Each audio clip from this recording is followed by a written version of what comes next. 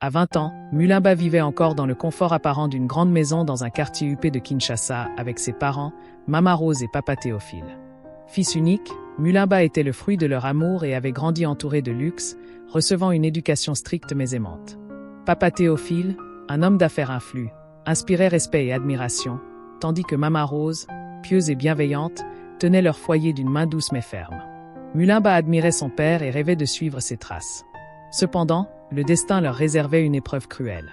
Une trahison dans les affaires, menée par un associé de confiance, fit plonger Papa Théophile dans une faillite inattendue. Les dettes s'accumulèrent, et la famille perdit tout en quelques mois.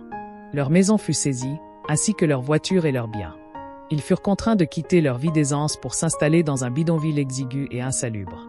Cet effondrement brisa Papa Théophile, qui sombra dans l'alcool pour fuir sa honte et son incapacité à subvenir aux besoins de sa famille. Mama Rose, bien que dévastée, trouva la force de se relever pour préserver une lueur d'espoir. Elle prit de petits boulots pour acheter de quoi manger, priant chaque jour pour que les choses s'améliorent. De son côté, Mulimba était submergé par la colère et l'injustice. Lui qui avait grandi dans l'opulence ne pouvait accepter cette vie de misère. Il voyait son père s'éteindre à petit feu et sa mère s'épuiser sous le poids des responsabilités. Son désespoir se transforma en rancune, et il perdit tout espoir en l'avenir. Ses rêves de réussite s'effacèrent, et il commença à nourrir une haine silencieuse envers le monde qu'il avait privé de tout. Dans leur nouveau quartier, la vie était rude. Les rues poussiéreuses grouillaient de jeunes désillusionnés, et les murs tagués reflétaient la violence et la misère ambiante. Mulimba, qui n'avait plus d'école à fréquenter ni d'objectifs clairs, passait de longues journées à errer sans but. Son regard était vide, mais son cœur brûlait d'une colère sourde. C'est au coin d'une rue animée qu'il rencontra Shabani, 23 ans, un jeune homme au charisme magnétique. Leader des Kuluna, un gang tristement célèbre pour sa violence et ses exactions, Shabani s'était bâti une réputation d'homme fort et impitoyable. Il avait remarqué Mulimba, avec son allure hésitante et son air perdu. Et, petit, l'interpella-t-il, son ton à la fois amical et autoritaire. « Je sais ce que tu ressens. Tout a été pris. Mais avec nous, tu peux tout reprendre. Personne ne te marchera dessus si tu es avec les Kuluna. » Mulimba, séduit par l'aura de Shabani et par ses promesses, commença à passer de plus en plus de temps avec le gang. Pour la première fois depuis longtemps, il se sentait accepté.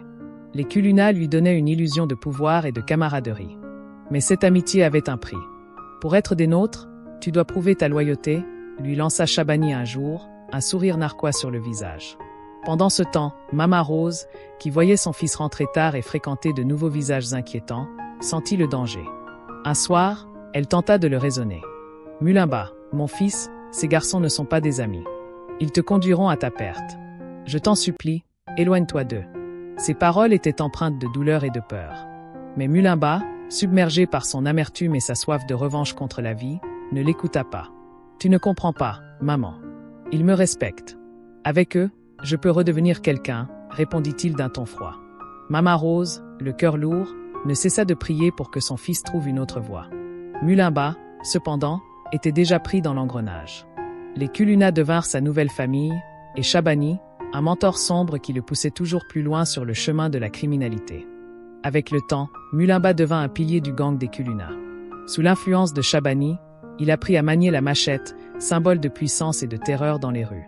Chaque jour, il s'enfonçait un peu plus dans les ténèbres, se laissant happer par la spirale de violence et de peur qu'il contribuait à entretenir. Ses mains, autrefois innocentes, étaient désormais tachées par des actes qu'il n'aurait jamais imaginé commettre. Avec Shabani et le reste du gang, ils écumaient les quartiers, volant des téléphones, s'introduisant dans des maisons et agressant quiconque croisait leur chemin. Les cris des victimes résonnaient dans la nuit, mais Mulimba s'efforçait de les ignorer. « Si tu veux survivre, n'écoute pas ton cœur », lui répétait Shabani. Une nuit, lors d'un cambriolage dans une maison modeste, tout bascula. Ils s'introduisirent silencieusement, mais le père de famille, un homme déterminé à protéger les siens, les surprit. Brandissant un bâton, il se plaça entre eux et ses enfants terrifiés. « Vous ne toucherez pas à ma famille », cria-t-il, les yeux remplis de défi. Shabani, agacé par la résistance, hurla. « Ne réfléchis pas, frappe, Mulimba. » Le temps semblait s'arrêter. Le cœur battant, Mulimba hésita, son regard croisant celui de l'homme. Mais sous la pression de Shabani et des autres, il leva sa machette et frappa. L'homme s'écroula dans un silence assourdissant, le regard vide. Ce moment marqua profondément Mulimba. Tandis que le reste du gang fouillait la maison, il resta figé, ses mains tremblantes, fixant le corps inerte devant lui. « Qu'est-ce que je suis devenu » pensa-t-il. Mais Shabani, insensible, posa une main ferme sur son épaule. « La culpabilité, c'est pour les faibles. Si tu veux survivre ici, tu dois oublier. » Mulimba tenta de s'en convaincre, mais le poids de cet acte resta gravé dans son âme. Chaque cri, chaque visage de victime semblait hanter ses pensées, le poursuivant même dans ses rêves. Peu à peu, il réalisait que la promesse de pouvoir et de respect que Shabani lui avait vendue n'était qu'un mirage, au prix de son humanité. Mais il était trop tard pour revenir en arrière, et il le savait. La nuit était sombre, mais le quartier, pourtant paisible, résonnait de murmures. Les Culuna, menés par Shabani et accompagnés de Mulimba, s'apprêtaient à lancer une attaque sur des commerces. Mulimba, désormais un vétéran du gang, ressentait un étrange mélange d'excitation et d'appréhension. Mais cette nuit-là, quelque chose était différent. Une atmosphère pesante régnait, comme si le destin les observait. Alors qu'ils se dirigeaient vers leur cible, des lumières vives les éblouirent soudainement. Des soldats armés, accompagnés de policiers, surgirent de toutes parts, encerclant le gang. Les cris de Culuna, à terre, résonnèrent, et une confusion totale éclata. Certains tentèrent de fuir, mais les militaires étaient préparés. Mulimba fut plaqué au sol, les mains violemment liées dans son dos. Shabani, malgré son arrogance habituelle, fut lui aussi maîtrisé, son regard trahissant une peur qu'il n'avait jamais montrée auparavant. Le lendemain, les images de leur arrestation firent le tour des médias congolais. Le gouvernement, sous pression de la population excédée par les exactions des Culuna, avait décidé de frapper fort. Les prisonniers furent alignés devant des caméras, leurs visages couverts de honte et de peur. Mulimba, enchaîné, évitait le regard des journalistes, sentant le poids de ses actions lui retomber dessus. Ils furent conduits devant le ministre de la Défense, un homme impassible, connu pour sa fermeté. Les accusations pleuvaient, vol, violence, meurtre. Les preuves étaient accablantes. Après une brève audience, le ministre se leva et prononça d'une voix glaciale. « Pour ces crimes odieux contre le peuple congolais, vous êtes tous condamnés à la peine de mort. Justice sera rendue. » Dans la salle, Mama Rose, venue pour tenter de sauver son fils, éclata en sanglots. Elle se leva, suppliant le ministre. « Je vous en prie, mon fils n'est pas mauvais. Il s'est perdu, mais il peut changer. Laissez-lui une chance, au nom de Dieu. » Ces cris résonnaient dans la salle, mais le ministre, impassible, détourna le regard. La loi doit s'appliquer. Ces jeunes ont détruit des vies. Ils doivent en répondre. Mulimba, voyant sa mère s'effondrer en larmes, sentit une douleur déchirante. Il voulut lui crier qu'il était désolé, mais aucun mot ne sortit. Enchaîné et humilié, il réalisa à quel point il avait trahi l'amour et les sacrifices de sa mère.